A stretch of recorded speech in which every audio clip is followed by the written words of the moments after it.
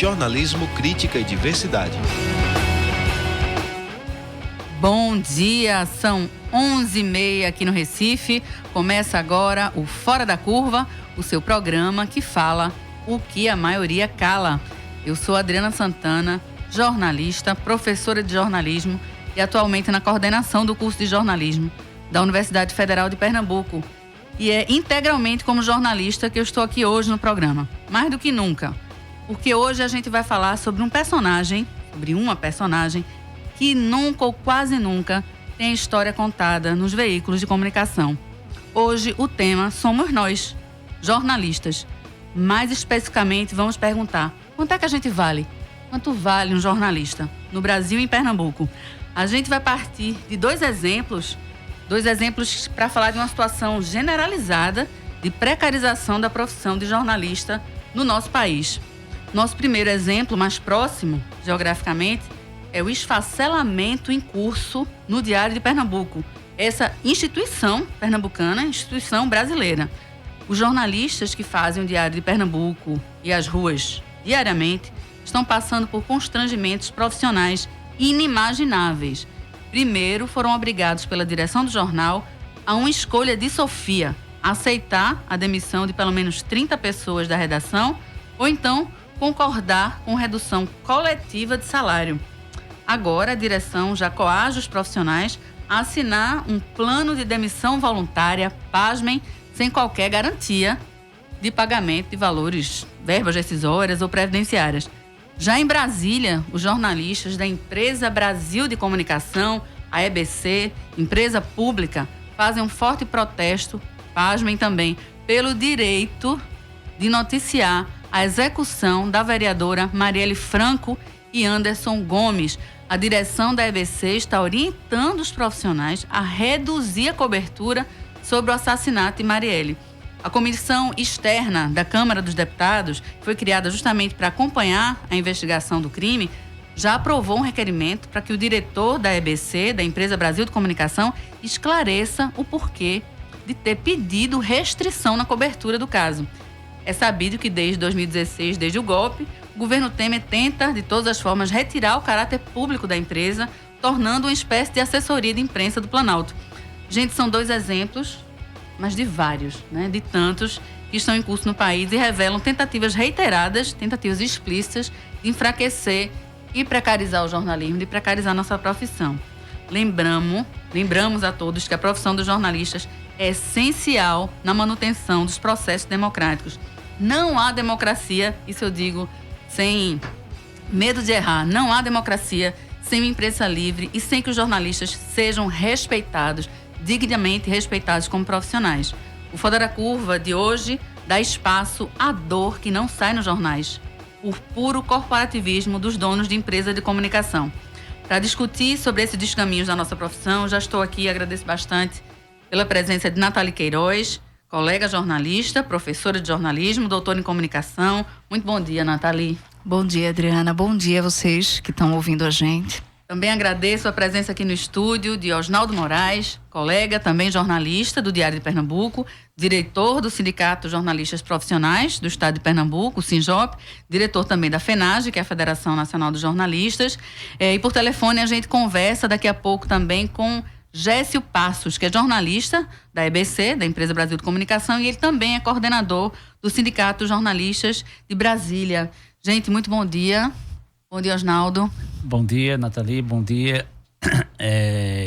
a ouvintes da Universitária aqui. Um prazer estar aqui. Esse programa é um diferencial na sintonia de rádio de Pernambuco, talvez até do Brasil. Né? Eu sempre digo que é uma referência nova que tem que ser ampliada.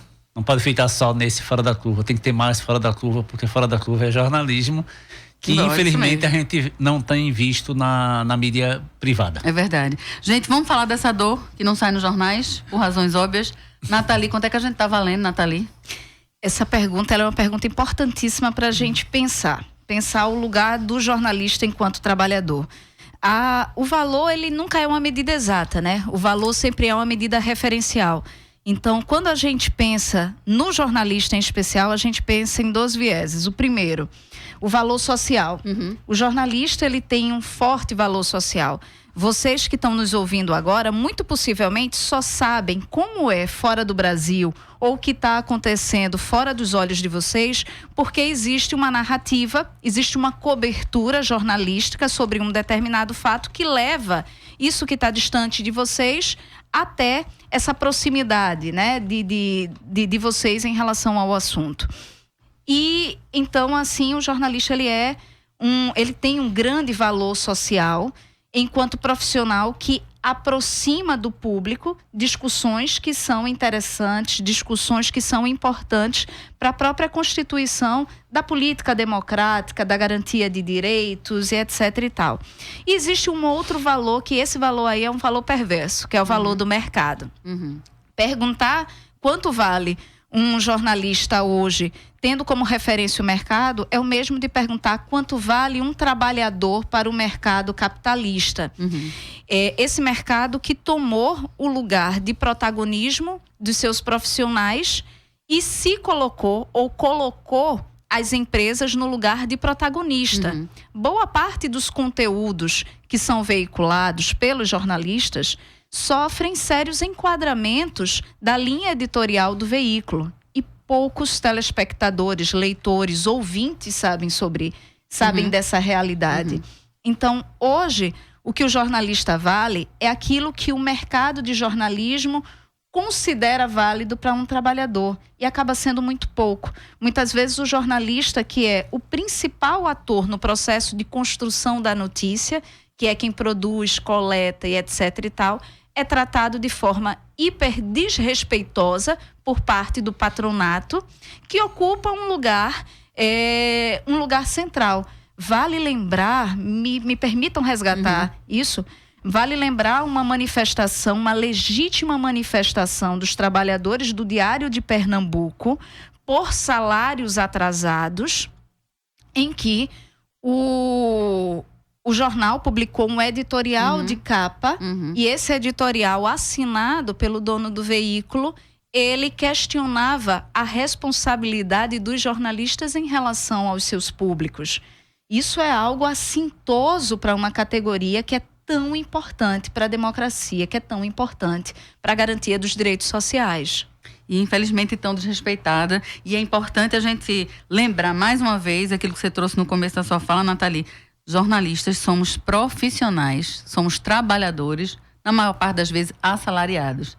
Então, a nós, jornalistas, e também ao público, é importante que a gente diferencie. Por mais que a gente esteja próximo de esferas de poder, e muitas vezes estamos muito próximos para contar essas histórias, a gente não tem poder. Essa ideia de o quarto poder é de um poder que observa, de um poder que vigia, mas a gente não tem poder de verdade, né? Então a gente não pode confundir o jornalista estar próximo do poder a ter poder, porque a gente não tem poder nenhum na prática, na verdade. Fato é que a profissão da gente está sendo tão vilipendiada no cotidiano, né? Eu queria te perguntar, Osnaldo, agora, como é que está a situação de vocês, jornalistas do Diário de Pernambuco? Bem, é preciso frisar que a situação do Diário de Pernambuco é extremamente caótica. Temos que ser justos, não é um caos dessa diretoria, mas um caos que vem sendo construído há décadas. Né? Para vocês terem uma ideia, é uma situação que levou o sistema associados a total desmanche. Sim. E tem reflexos, inclusive, em Brasília. O Correio Brasiliense, que é um dos principais jornais, junto com o Estado de Minas, cabeça de redes associadas, vive uma crise com salários atrasados, se não me engano, há mais de 1000 dias. Né? Inclusive, chegaram a registrar isso recentemente. Então, esse é um caos que não é só do sistema, também. O que o Diário vive hoje, a Folha de Pernambuco vive há anos, tá? E o desrespeito que foi imposto aos profissionais do Diário e da Folha também foi imposto também aos profissionais do Jornal do Comércio. Basta lembrar que, recentemente, nós fomos para uma mediação quando a empresa demitiu vários profissionais, chegou a quase 40% do efetivo do sistema Jornal do Comércio. E já naquela ocasião a proposta era o quê? Redução de remuneração. E aí você vê, o jornal... Que não é uma proposta, né, minha gente? Vamos combinar que reduzir o salário de alguém não é uma proposta, né? E aí o que acontece? A gente tem que pensar o seguinte, qual é o produto que esses veículos tentam comercializar? É informação. Informação de qualidade requer profissional de qualidade, com experiência, para fazer a contextualização, a análise dos dados e divulgar isso de uma forma diferenciada que outros veículos não possam fazer. Como é que você vai fazer isso com um profissional mal remunerado? Ou não remunerado, né? Que é o que está acontecendo com salários atrasados. Exatamente. Então, a situação dos profissionais do diário, voltando para a sua pergunta, é complicada. Porque, por exemplo, nós vivemos uma perspectiva que a empresa distribuiu um documento semana passada, dando um prazo até amanhã, até esta terça-feira, para que quem quiser sair da empresa informe, ainda assim dizendo que aqueles que ela acha que não quer dispensar, ela vai tentar demover. E essa proposta, assim, quem se voluntariar vai receber o residual, mas não vai receber as competências em aberto do FGTS, do INSS, multa rescisória, nada. E aí, se esse efetivo não chegar ao contingente que eles querem, que eles subiram de 350 mil reais somente na redação, mês, para 400 mil significa na redação, em número de gente. Quantas pessoas? 20 a 30 profissionais, ou 20 seja, a 30 na profissionais. prática, até um terço da redação. Caramba. O que significa dizer que o jornal vai ser reduzido a uma produção que é basicamente repassar informação de terceiros. Copiar e colar.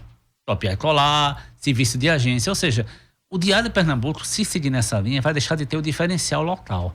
Vai passar a ser um jornal de redistribuição de informação. E aí ele perde espaço no mercado. Por quê? Porque como é que o público local quer ler dos veículos locais a informação local, que ele não vai encontrar no veículo nacional. Isso é uma questão lógica. Mas do jeito que está, a gente vai chegar a ser um mero repassador de informações. E para isso, ninguém vai querer assinar ou contratar. E aí, se a gente não tem leitura e audiência, a gente também não tem anúncio. Sem dúvida. Perde a própria razão de ser de um veículo, como é um jornal, né? Osnaldo, qual é a orientação do sindicato em relação a essa situação? Bem, em relação a essa situação, a gente teve uma assembleia para discutir a questão com os profissionais do diário, entre os quais eu me incluo, e a decisão foi, em primeiro lugar, não assina nada. Porque se você assinar um documento falando que tem intenção em ser desligado da empresa, esse documento pode ser tratado como um pedido de demissão. E aí você perde, de antemão, 40% do saldo devido do FGTS. E pode perder outras coisas mais. Porque se a empresa está dizendo que não vai pagar a rescisão no tempo hábil, ela também teria que pagar uma multa de 10% sobre o valor. E aí você também estaria perdendo isso. Então, primeira coisa, não assina nada. Segunda questão, nós estamos pressionando e cobrando que o Ministério Público do Trabalho realize uma mediação urgente, porque a empresa havia se comprometido a não fazer nenhum desligamento até o dia 1º de abril. Até uma nova audiência no Ministério. Onde haveria uma nova mediação, desde que ela tivesse apresentado para a gente, para o sindicato, propostas concretas do que eles pretendem fazer e aberto os números para que a gente possa analisar esses números e dar uma posição. Osnaldo, a gente volta já. Perdão, vou pedir licença a vocês dois, a gente volta já a falar das orientações do sindicato para o diário, porque eu estou no ar já com a ligação com Gécio Passos de Brasília. Gécio é jornalista, seu colega coordenador do Sindicato de Jornalistas de Brasília e também integrante jornalista da EBC. Muito bom dia, Gécio Passos. Bom dia, Adriana. Bom dia, ouvintes da Rádio Universitária. Gécio, me escutas? Escuto, você me escuta? Escutando agora perfeitamente. Gécio, a gente está hoje trazendo à tona a discussão sobre nós jornalistas, quanto valemos nós jornalistas. Vamos trazer a dor, nossa dor que não sai nos jornais, né, por razões óbvias. E a gente falava no começo do programa sobre a situação da EBC, né, que desde 2016 tem sofrido sérios baques, sérios golpes, digamos assim. E o mais recente é essa restrição sobre a cobertura do caso da vereadora Marielle Franco. Eu queria que você comentasse com a gente o que é que está acontecendo agora na EBC em relação a isso, por favor, Gécio. Caiu a ligação? Bom, estávamos com o Gécio Passos na linha, daqui a pouco a gente vai tentar novamente, nossa produção vai ligar novamente e a gente volta daqui a pouco, mas retomando aqui a discussão, a gente estava falando com o Osnaldo, não existe, não existe. Aconteceu algum problema aí. Vamos retomar esse acesso. Sobre as orientações do sindicato a respeito do que os jornalistas devem fazer frente a essa proposta, eu vou chamar de indecorosa, da direção do diário, né? Então, não assinar nenhum documento até que se tenha alguma definição em termos de ajuste lá no Ministério Público do Trabalho. Se interessar a alguma profissional fazer o seu desligamento, independentemente da empresa querer ou não, existe outro instrumento chamado a rescisão indireta do contrato de trabalho, que é muito mais prático e muito mais eficiente do que ficar esperando um acordo lesivo, possivelmente lesivo para o profissional. Porque parcelar do jeito que eles estão querendo, sem ter um documento firmando os termos e inclusive estabelecendo multa por causa de atraso, é melhor não fazer. É assinar um cheque em branco, praticamente, exatamente, né? Além disso, outra orientação que a gente faz é o seguinte: é preciso que cada profissional do Diário Pernambuco vá à Caixa Econômica Federal e solicite um extrato analítico do FGTS. A gente sabe que a empresa tem várias competências em aberto e a empresa dizia que era algo em torno de 12 meses, ou 24 meses. Mas há profissionais que dizem que tem 40 meses em aberto. Então é preciso ter esse documento em mãos para que quando a gente vá, se a gente conseguir implementar uma negociação de fato, um acordo de fato, tudo isso tem que ser colocado no papel. Garantias mínimas, né? E as pessoas precisam ter isso para poder controlar o que tem que receber, né? Gente, agora, mais uma vez, conseguimos agora conversar com o Gécio Passos. Gécio, tá me ouvindo agora? Tô ouvindo, Adriana. Você tá me ouvindo? Tô sim. Vou repetir aqui a pergunta para você e para os nossos ouvintes acompanharem mais uma vez. A gente falava no começo do programa sobre a situação da EBC, né, que vem sofrendo diversos golpes desde 2016, e o mais recente é essa proibição, né, essa tentativa de reduzir a cobertura sobre o caso da execução da vereadora Marielle Franco e do motorista, né, Anderson Gomes. Eu queria que você comentasse conosco essa situação, o que é que está acontecendo agora na EBC, Gécio. Então, Adriana, o fato que ocorreu, né, nas últimas semanas não é um fato isolado sobre a atual situação da empresa, né? A EBC, para quem não conhece, foi criada em 2008, né, a partir da fusão da antiga Radiobras com a TVE do Rio, com o surgimento de uma nova empresa com novos princípios, né? São princípios principalmente voltados para a comunicação pública, que é a regulamentação do que está previsto na Constituição. Não existia até então uma empresa ou uma legislação que especificasse o que seria a comunicação pública, e a criação da EBC trouxe à tona isso e uma diferenciação do sistema estatal. E quando o governo Temer assumiu o poder em 2016, é bom ressaltar que a primeira medida desse governo foi a destituição do antigo presidente da EBC, indicado por Dilma, que teria um mandato de 4 anos, que só poderia ser retirado pelo Conselho Curador com votos de desconfiança. Com essa mudança na EBC imposta por Temer, uma disputa judicial, logo depois o governo enviou uma medida provisória que alterou profundamente a lei da EBC, tirando características que garantiriam a independência e a autonomia da empresa pública, que é o mandato do presidente, o fim do Conselho Curador, né, que é um instrumento fundamental, que tinha até a professora aí da UFPE, isso, Ana Veloso. Ela fazia parte do próprio conselho, e inclusive outros atores da sociedade civil, e foram cassados pela medida provisória de Temer, que depois virou uma legislação que alterou a lei inicial da EBC. Então o caso de Marielle é mais um caso implementado por esse governo para destruir a comunicação pública em âmbito federal. A gente teve, desde 2016, um agravamento muito grande de perseguição a jornalistas, uma linha editorial governista como nunca visto dentro dessa curta história de EBC, né, um retorno muito à ideia do que era a Radiobras, que era apenas um órgão de transmissão das informações do Poder Executivo Federal.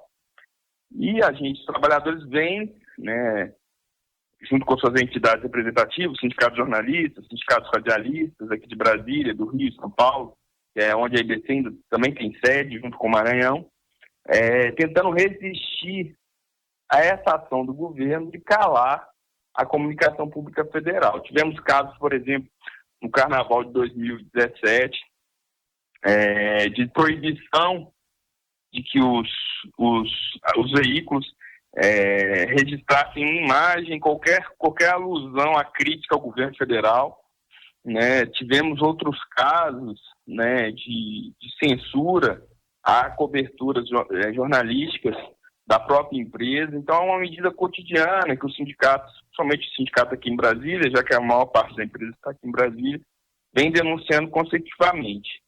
Então, os empregados vêm tentando resistir, a gente vem tentando tornar público esses casos de censura, esses casos de perseguição, né? A empresa vem utilizando de instrumentos de sindicâncias, de termos de ajustamento de condutas para atacar jornalistas que não concordam com essa linha editorial governista que está sendo implementada pela empresa, né?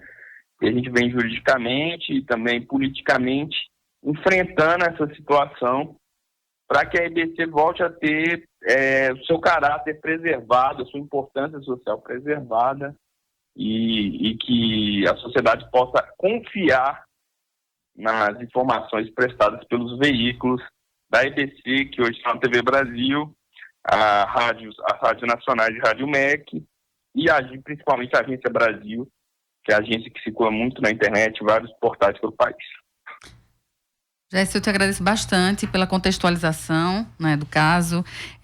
Queria deixar o espaço também aberto sempre para vocês, né, para a gente publicizar esses desmandos, esses absurdos, essa tentativa explícita, né, de tornar a EBC, que é um patrimônio nacional da comunicação pública, né, praticamente transformar numa assessoria de imprensa do Planalto, né? Não é isso não é a função da EBC, não é a função dos veículos.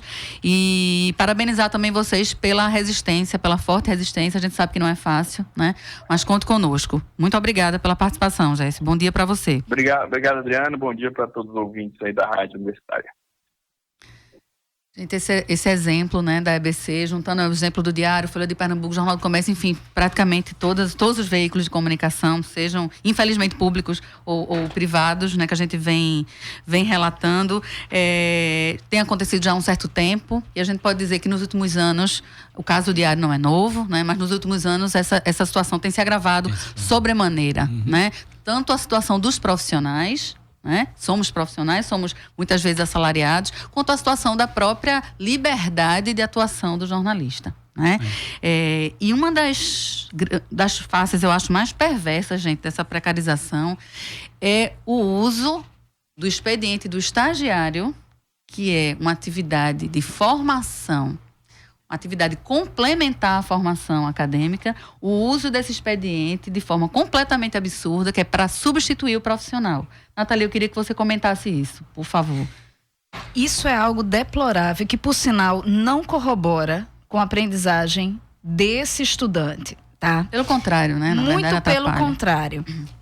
Pela lei do estágio, nem deveria ser praticado, né? Na verdade, o que a gente precisa ver, Adriana, é que essa questão do papel do jornalista, do lugar do jornalista, ele só vai se modificar se a gente conseguir uma atuação pelo menos em 3 frentes. Uhum. Primeiro, a categoria se organizar e efetivamente a gente tem uma categoria formada por profissionais preparados, esclarecidos, etc e tal, mas que muitas vezes tem muita dificuldade de se articular enquanto categoria. E direito categoria tem quando a categoria se mobiliza e cobra, né? Sindicato forte tem categoria forte. Uhum. Segundo, quando a gente dá um passinho atrás, a gente volta para as universidades e volta para a própria matriz curricular dos cursos.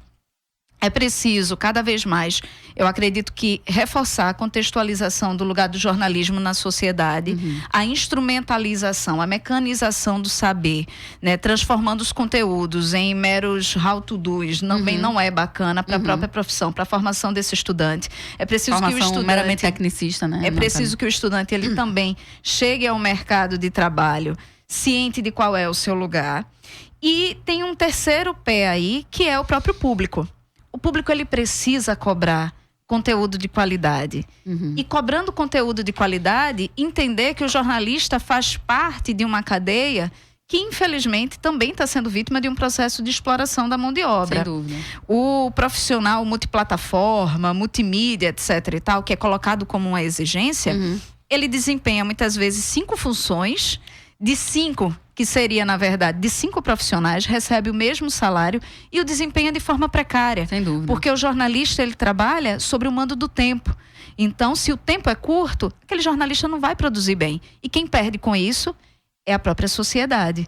Então, é preciso que a gente se articule com relação aos estudantes. Os estudantes precisam fazer valer os seus direitos, também levando essas queixas para as instituições de ensino. Exatamente. Todas as instituições de ensino têm que ter um núcleo de estágio. E o núcleo de estágio tem a obrigação de supervisionar as condições de estágio.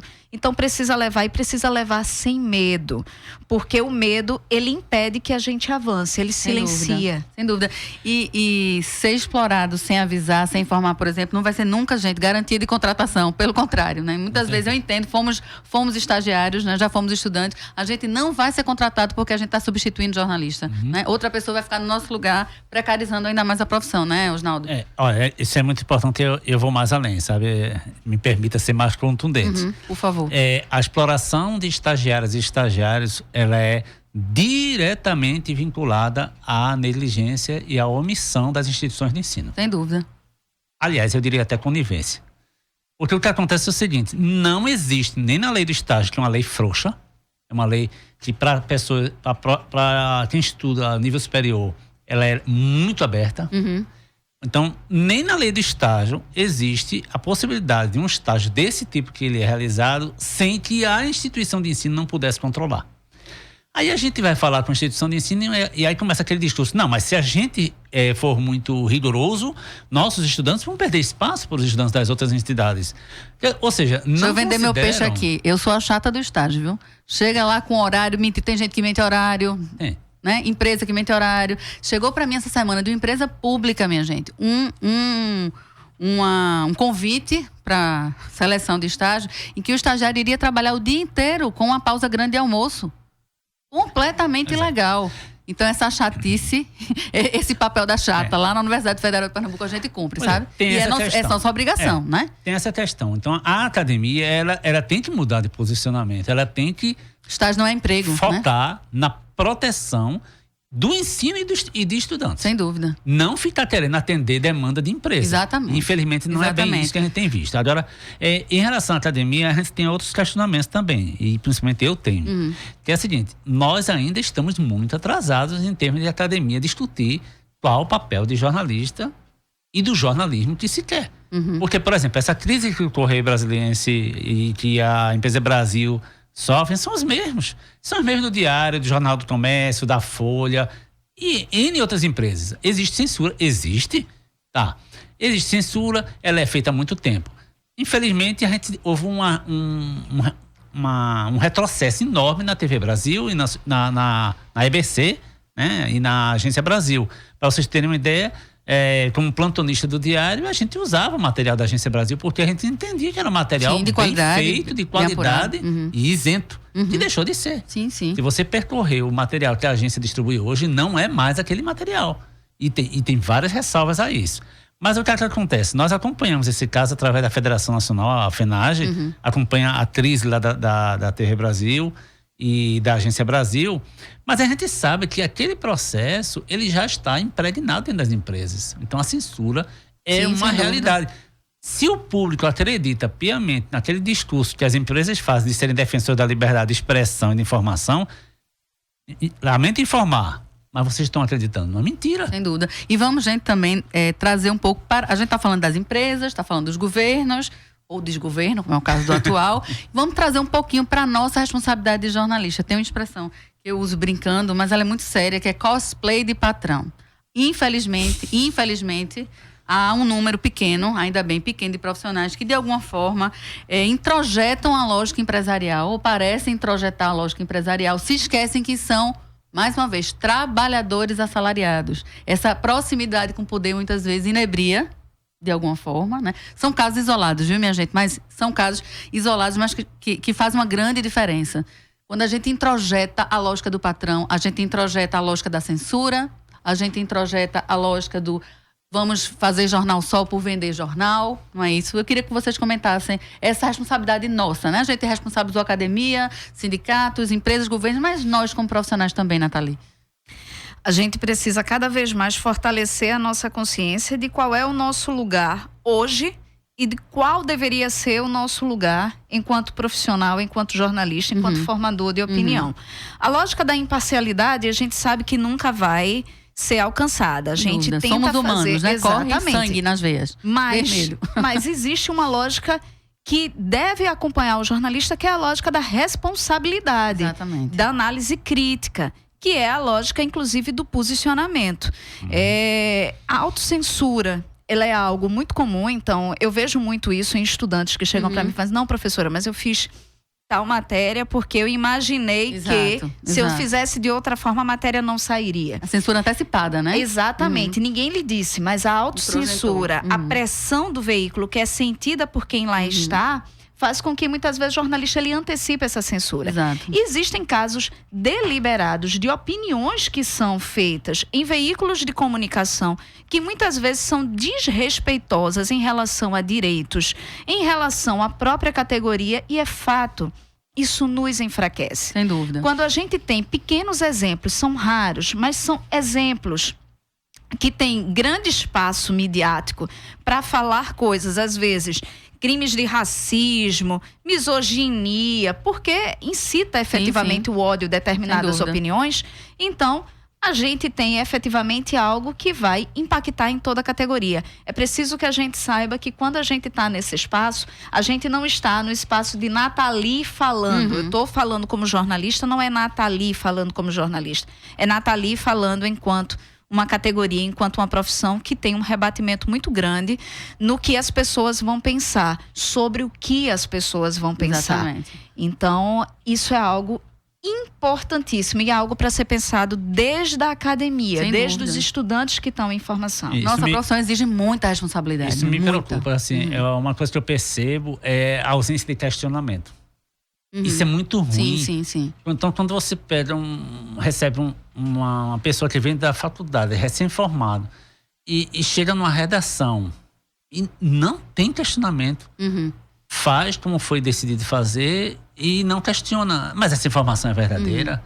Essa pessoa é realmente do jeito que está sendo dito aí? Então, não pode faltar o questionamento do jornalista. Sem dúvida. Jornalista sem questionamento, ele não é jornalista. Não existe jornalismo, né? Pois Sem é. esse questionamento, E aí sem uma conflito. coisa muito séria porque dentro das empresas, os nossos maiores censores, infelizmente, são colegas. Às vezes você não sabe se a decisão vem lá de cima ou se é de um colega que já está impregnado com a autocensura. Com essa lógica. Não, desse jeito a matéria não pode sair. Quem disse que não pode? Por que não pode? Vamos discutir. E outra coisa que me preocupa é a seguinte: a gente herdou um processo que, na minha opinião, foi perverso. A gente começou a aprender a separar. Não, você vai fazer essa versão, Exato. porque quem vai fazer a outra versão é o colega que vem depois. Exato. E no final das contas, a gente fazia uma matéria e a matéria saía só uma versão e saía distorcida. A gente não pode fazer isso. Sem dúvida. Porque se a gente não fizer as duas versões, a gente corre o risco de estar produzindo um material que vai ser só unilateral. Sem dúvida. E aí a gente está, de novo, fazendo o jornalismo distorcido. E depois contra nós mesmas, né? Exatamente. Gente, mas vamos falar de algumas possibilidades positivas. A gente tá. É lógico que o tema é forte, né? Que a gente tem exemplos muito ruins. Mas se a gente for olhar até próximo da gente, para os nossos irmãos, por exemplo, né? Os argentinos, que vem enfrentando tal qual nós estamos enfrentando uma série de crises econômicas, crises de identidade, crises de representatividade, né? Mas recentemente, nossos colegas argentinos conseguiram fortalecer, por exemplo, cooperativas de jornalistas e reerguer muitos jornais. Eu tenho um exemplo do jornal Tiempo Argentino, me perdoem nenhum espanhol, mas esse jornal foi reerguido pela força dos jornalistas que se encontravam numa situação semelhante, digamos assim, à do Diário de Pernambuco, né? O jornal ia fechar, ia falir, segundo a alegação do antigo proprietário. Esse é só um exemplo, né? Mas o Tiempo Argentino reuniu boa parte dos profissionais e eles conseguiram só erguer o jornal, que continua, até ontem pelo menos, continua sendo vendido nas ruas e tendo muitos assinantes. Existe essa possibilidade, a gente pode aventar possibilidades de cooperativas de jornalistas erguendo jornais. Existe possibilidade? Não, existe essa realidade. Nós temos essa realidade em Alagoas. Há mais de 10 anos... uma situação parecida com o Diário e com a da Folha de Pernambuco e há algum tempo atrás com a do Jornal do Comércio, profissionais gráficos e jornalistas do jornal, se não me engano, Tribuna de Alagoas. Que era do Condomínio Associados também, não? Não, né? ele era ligado, se não me engano, ao grupo do PC Farias, salvo engano. E aí, no meio daquela crise do governo Collor e tudo mais, o jornal quebrou. E aí, quando quebrou o jornal, os funcionários decidiram... Eu não conheço o processo em si, mas o fato das informações que eu tenho de algumas pessoas que participaram dele é que os profissionais tomaram o controle do jornal, constituíram uma cooperativa de gráficos e jornalistas, e essa cooperativa está funcionando há mais de 10 anos, inclusive imprimindo jornais para terceiros.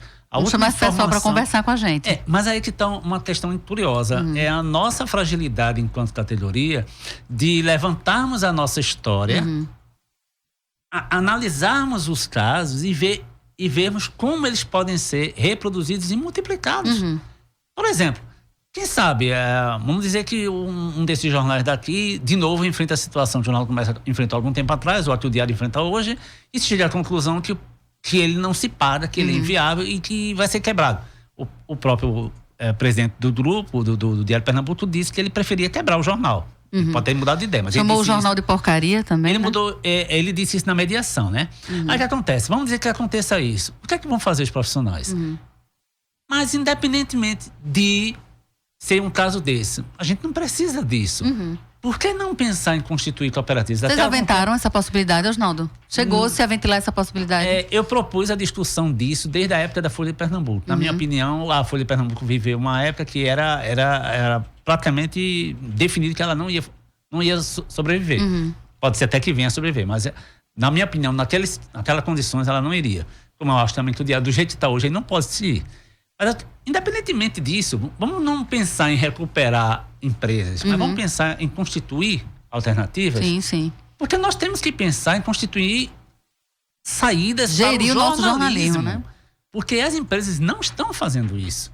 As empresas estão investindo no mesmo processo de ficar na dependência do Estado. Exato. De um lado, dependente a ponto de comprometer seu jornalismo, e de outro lado, querendo manipular a política para manter o seu quinhão. Porque as empresas de comunicação defendem o Estado mínimo menos na área de comunicação. Sim, verdade. Porque o Estado mínimo não bancaria os grandes jornalões de São Paulo e do Sudeste. A gente está quase terminando. Eu queria te perguntar ainda, Nathalie, você vê essas saídas, luzes no fim do túnel? Eu Nathalie, vejo. quais são essas luzes? Além da gente ter o exemplo das cooperativas, a gente já tem a formação de coletivos de jornalistas independentes. Exato. E são independentes de quê? São independentes do mercado, desse modelo de mercado que a gente tem. Marco Zero Conteúdo, nosso parceiro, Marco um grande Zero exemplo. Conteúdo, Terral. Então a gente tem algumas iniciativas que vale a pena que o próprio público conheça, legitime. A gente tem a Pública, a gente tem acho que é Repórter Brasil. Então a gente tem algumas experiências muito bacanas. E uma outra coisa que eu acho que é bacana é a gente estar visibilizando casos como esse da Folha e do Diário. Exato. Porque eu acho que a categoria começa a repensar o seu lugar de trabalhador no meio desse contexto. E passa a perceber justamente qual é o seu posicionamento. Essa história de se sentir inebriado pelo poder que nos circunda, isso é algo muito real, latente, muito real. No entanto, eu acho que esses exemplos são exemplos emblemáticos, são exemplos que estão chamando a atenção dos estudantes, do pessoal novo que está entrando no mercado, dos antigos que também estão vendo quais são os impactos na sua vida. E eu acho que tudo isso é transformador. É a gente agora se organizar e realmente reinventar o jornalismo que está precisando. Passamos. Gente, infelizmente estamos terminando. Agradeço muitíssimo a presença de vocês. Ainda seguro vocês um pouquinho para responder as dúvidas dos ouvintes que não deu tempo para a gente falar agora. Fora da Curva de hoje, 26 de março, vai terminando por aqui. A gente tem reprise logo mais às 9 da noite aqui pela nossa Rádio Pública, Universitária FM AM.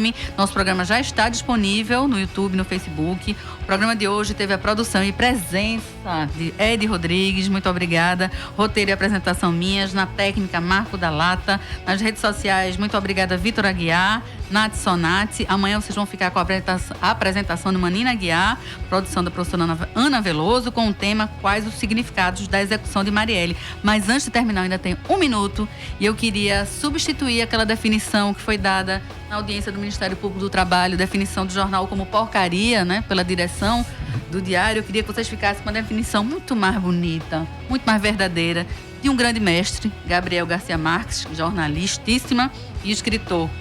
É grande, mas vale a pena, porque o jornalismo é uma paixão insaciável que só se pode digerir e humanizar mediante a confrontação descarnada com a realidade. Quem não sofreu essa servidão e se alimenta dos imprevistos da vida não pode ignorá-la.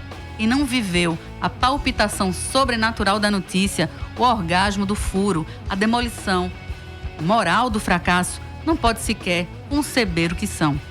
Ninguém que não tenha nascido para isso, esteja disposto a viver só para isso, poderia persistir numa profissão tão incompreensível e voraz, cuja obra termina, depois de cada notícia, como se fora para sempre, mas que não concede um instante de paz enquanto não torna a começar com mais ardor do que nunca no minuto seguinte. Não é porcaria, é a melhor profissão do mundo. Essa definição é de Gabriel Garcia Marques. O resto, minha gente, é perfumaria. Boa tarde, boa semana. Boa tarde, boa semana para vocês.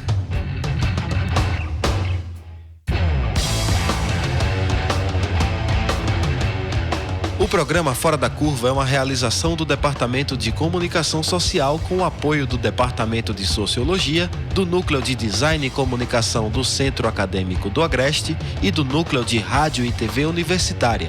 Parceria com o Marco Zero Conteúdo, Centro de Cultura Luiz Freire, Centro das Mulheres do Cabo, Centro Sabiá e Terral Coletivo de Comunicação. Esse programa fica disponível nas nossas redes sociais, na nossa página do Facebook, no canal do YouTube e no Mixcloud. A música tema do nosso programa foi composta pela banda Diablo Motor. Programa Fora da Curva. A gente fala o que a maioria cala.